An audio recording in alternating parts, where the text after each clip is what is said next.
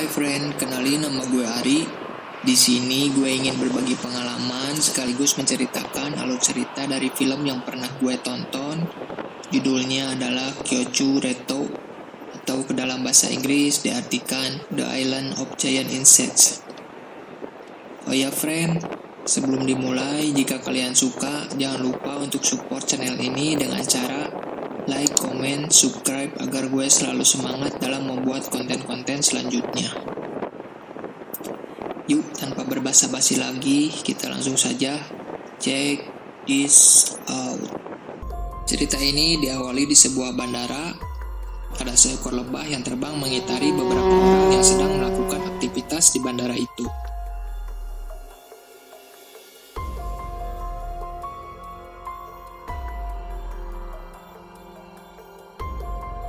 Tiba-tiba si lebah kemudian terbang ke arah gadis yang berbaju pink dan menakutinya sampai hampir terjatuh.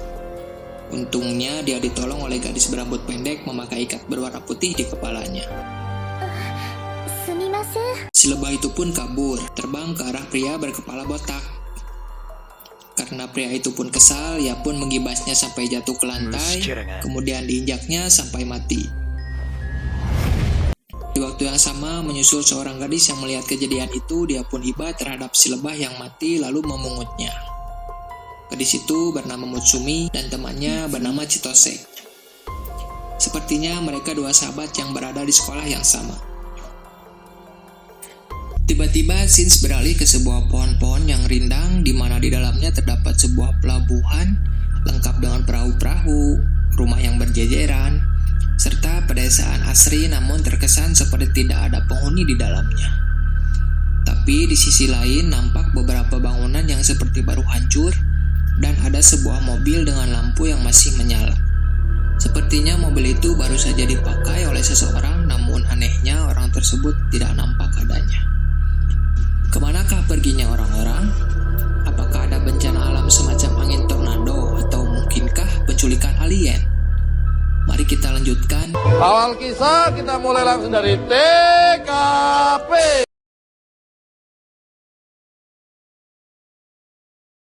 Scenes dihadapkan ke sebuah pesisir pantai, adanya puing-puing pesawat terbang, dan sesosok gadis yang tergeletak. Ternyata gadis itu si Mutsumi, gadis yang memungut lebah tadi. Sesaat terbangun dari pingsannya, dia terlihat panik mencari sesuatu sambil berteriak bermausan.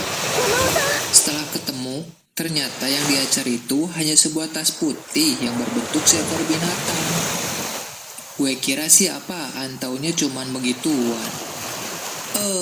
Bocil. Dilihat dari situasi yang ada, sepertinya dia mengalami kecelakaan pesawat terbang yang dia tumpangi, lalu pesawatnya mendarat darurat di sebuah pulau yang belum diketahui. Singkat cerita, dia pun berlari mencari bantuan. Barangkali saja masih ada korban yang selamat, dan ternyata benar, dia bertemu dengan beberapa rekannya yang dia kenal di sekolah yang sama seperti Matsuoka, Jinno, Trivia, Chitose, Mami, si botak, Kai, dan dua teman lainnya. Di tengah percakapannya diawali dengan Trivia yang ingin buang air besar. Dia berjalan sendiri mencari semak-semak untuk melakukan buang hajatnya. Namun naas, belum juga apa-apa, dia dikagetkan oleh kedatangan dua kupu-kupu yang mendekatinya sampai-sampai dia berteriak minta tolong. Alhasil, semua temannya mendengar teriakan itu dan langsung bergegas ke arah sumber suara. Namun ternyata mereka kaget melihat apa yang terjadi. Pasalnya, mereka menyaksikan si Trivia yang mati disedot darahnya habis-habisan oleh dua kupu-kupu yang amat besar, dan baru pertama kali mereka lihat kupu-kupu sebesar itu. Kemudian singkat cerita, dua kupu-kupu tersebut kembali membunuh dua murid pria.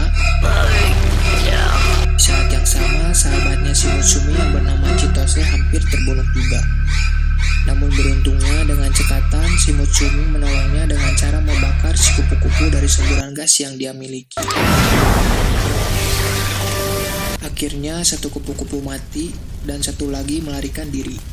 Sialnya, beberapa menit setelah kejadian itu, mereka diserang kembali oleh hewan yang berbeda, kali ini oleh lebah raksasa. Lebah tersebut berhasil menangkap Chitose dan pergi membawanya.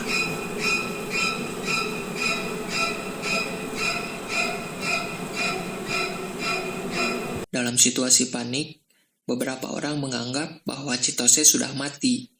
Tapi beberapa yang lain meyakini Chitose belum mati, khususnya si Mutsumi.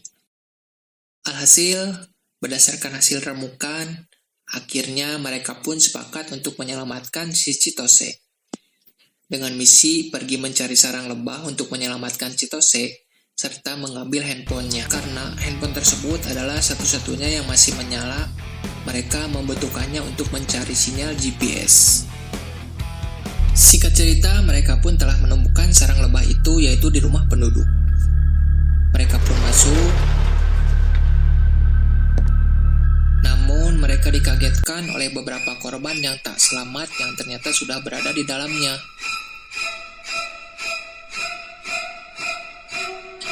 Singkat cerita, misi pun berhasil. Mereka berhasil menyelamatkan Chitose dan salah satu rekan sekolahnya bernama Akira.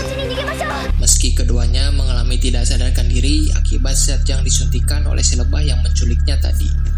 Di dalam pelariannya serta mencari tempat untuk berlindung, lagi-lagi musibah menimpa mereka. Kali ini mereka dihadapkan oleh ribuan serangga bernama caplak.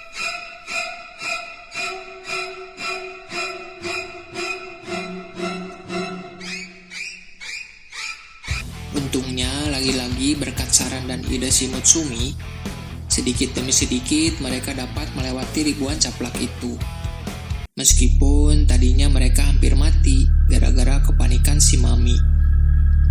Tapi akhirnya mereka pun berhasil selamat, meskipun dengan terpaksa si Mutsumi mengorbankan gurunya yang sudah terkena serangan caplak terlebih dahulu.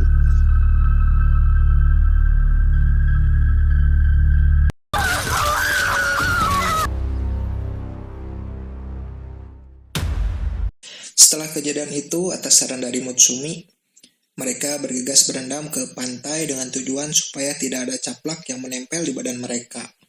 Dengan beberapa adegan hot di dalamnya, seperti niatan tersembunyi si Mami kepada Matsuoka, agar dirinya selalu diselamatkan oleh si Matsuoka, dan sepertinya si Matsuoka itu adalah seorang lesbi. Kapten, watashi no tame ni ganbatte ne. Lalu niatan konspirasi si Jino dengan si botak untuk mengambil alih grup. Dari penampilannya sih sudah terlihat bahwasannya si Jino adalah cewek genit yang demen ngesek, sedangkan si botak adalah seorang pria tengil. Kemudian Shinji diarahkan ke rekan yang diselamatkan oleh si botak, yakni bernama Akira yang sedang tidak sadarkan diri. Shin diperlihatkan nampak di tangannya ada sesuatu yang bergeliat seperti ada benda hidup yang masuk ke dalam urat tubuh. Apakah itu caplak yang tadi? Atau sesuatu yang lain? Apakah yang akan terjadi selanjutnya? Next. Shinji kembali ke mereka yang telah menemukan tempat untuk berlindung, yakni sebuah klinik yang besar. Sekalian mereka pun mencarikan obat untuk kedua rekan yang pingsan dengan harapan supaya keduanya segera tersadar dari pingsannya itu.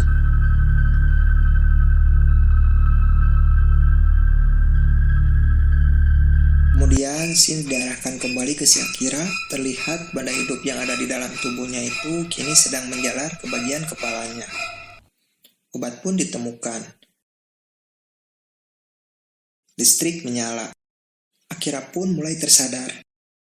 Namun seketika di ruangan terjadi guncangan kecil yang diduga dari suara sayap serangga.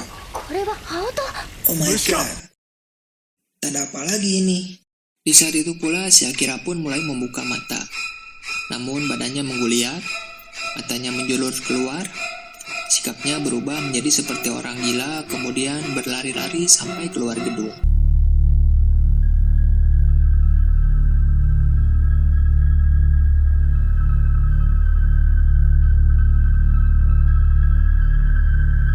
Sebagai rekannya, si botak tidak tinggal diam. Dia mengejarnya. Disusul, rekan yang lain pun ikut pula mengejarnya. Namun saat hendak menolongnya, si botak dihentikan oleh si Mutsumi dengan diberi penjelasan bahwa ternyata si Akira selama ini terkena parasit dan sudah terinfeksi. Si Akira yang pada saat itu naik ke tempat tinggi dengan bertingkah aneh karena gejala efek yang terkena parasit. Dia berteriak-teriak dan melambai-lambaikan tangan seperti sedang memanggil predator. Dan ternyata dugaan si Mutsumi benar. Datanglah seekor lalat raksasa, lalat Dobson yang mengincar cairan tubuh manusia. Karena kejadian itu, si Akira mati menjadi korban keganasan lalat raksasa itu. Melihat kejadian itu, mereka pun bergegas kabur dan segera masuk ke dalam klinik.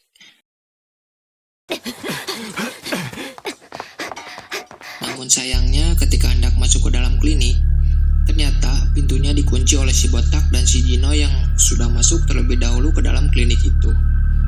Hingga yang tersisa di luar klinik yakni Mutsumi, Mami, dan Matsuoka. Ada apa gerangan yang ada di benak si botak dan si Jino? Ternyata mereka melakukan konspirasi demi mementingkan keselamatannya sendiri.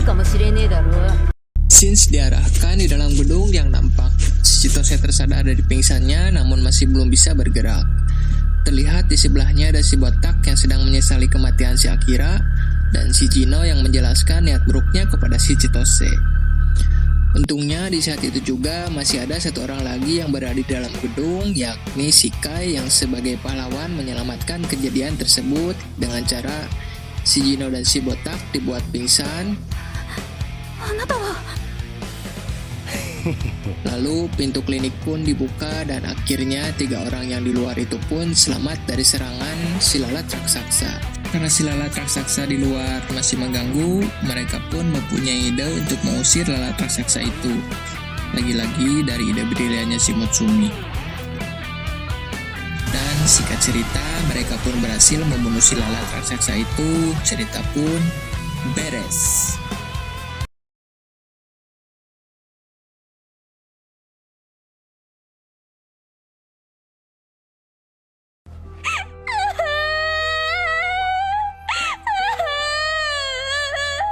Since diakhiri dengan disekapnya si Jino dan si botak karena ulahnya sendiri dan mereka pun berniat meninggalkannya.